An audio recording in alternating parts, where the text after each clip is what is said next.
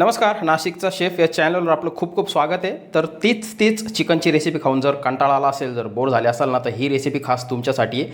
तर काय करायचं, इथं मी अर्धा किलो चिकन घेतलेलं आहे, एकदम स्वच्छ 2-3 वेळेस धुवून घेतलेलं आहे त्याला पाण्याने.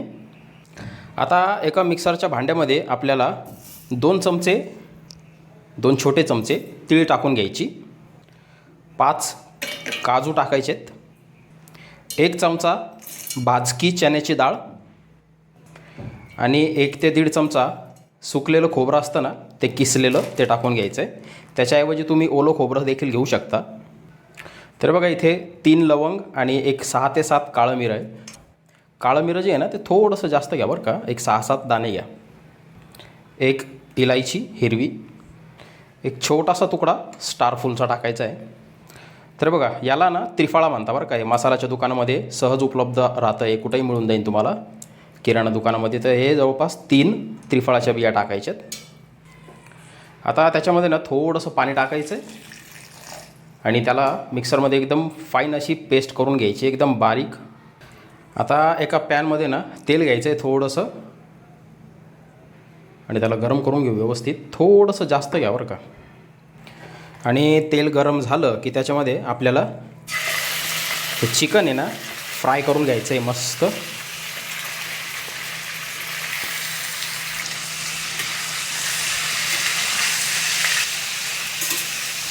एक कमीत कमी ना 3 ते 4 मिनटं याला आपल्याला फ्राय करून घ्यायचं बरं का, मोठ्या आचेवर.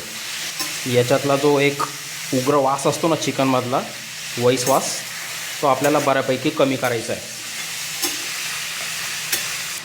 आणि फ्राय करत असतानाच त्याच्यामध्ये आपल्याला ना एक मोठ्या आकाराचा कांदा एकदम बारीक चॉप केलेला तो टाकून घ्यायचा आहे. आणि एक 5 ते 6 हिरव्या मिरच्या एकदम बारीक चिरलेल्या. मी थोड्या जास्त घेतल्यात, तुम्हाला कमी घ्यायच्या असेल तर तुम्ही कमी घ्या, तुम्हाला जर कमी तिखट पाहिजे असेल तर. ठीक आहे, आता याला मस्त फ्राय करून घेऊ 3 ते 4 मिनिटं.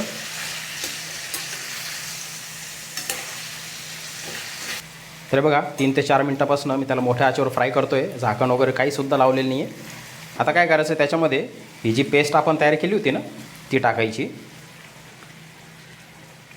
आणि त्या मिक्सरच्या भांड्यामध्ये जो राहिलेला मसाला असेल ना त्याच्यात पण पाणी टाकून काढून घ्यायचे ते सगळं. गॅस थोडा वाढवायचा आहे, मिक्स करून घ्या एक वेळेस. त्याच्यामध्ये ना थोडीशी फक्त धने पावडर टाकायची, एकदम थोडी बरं का, अर्धा चमचापेक्षा कमी. 2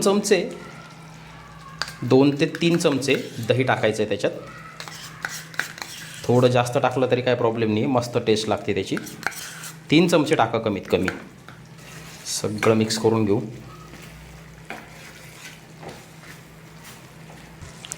थोडंसं मीठ चवीपुरतं टाकून घ्यायचं आहे, नंतर परत ॲडजस्ट करता येईल कमी पडलं तर.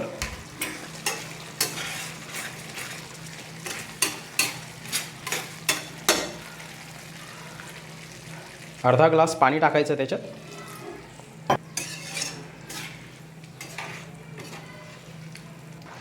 आता बघा, मस्त उकळी फुटलेली. आता गॅस एकदम कमी करायचा, एकदम बारीक, त्याच्यावरती झाकण ठेवायचं आणि 30 मिनिटं आपल्याला शिजवून घ्यायचं आहे.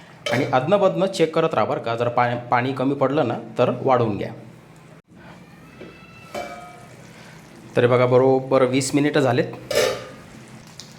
थोडंसं पाणी ॲडजस्ट करून घ्यायचं आहे याच्यात बरं का, तुम्हाला जर ग्रेव्ही थोडीशी जास्त पाहिजे असेल तर. आता त्याच्यामध्ये 1 चमचा अद्रक लसूणची पेस्ट आपल्याला टाकायची.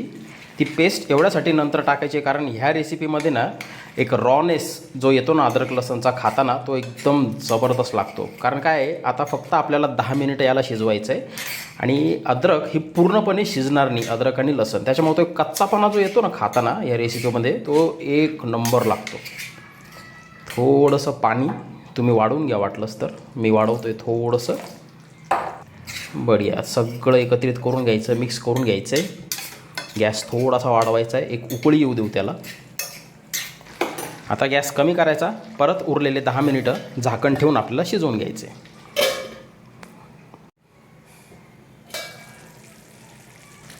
हे बघा, बरोबर आता 30 मिनिटं आपण चिकन शिजवून घेतलेलं आहे. 30 ते 35 मिनिटं झालेले. ते सुंदर दिसतंय बघा. त्याचा सुगंध इतका जबरदस्त येतो आहे ना.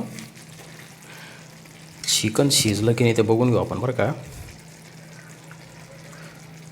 बापरे किती सॉफ्ट आहे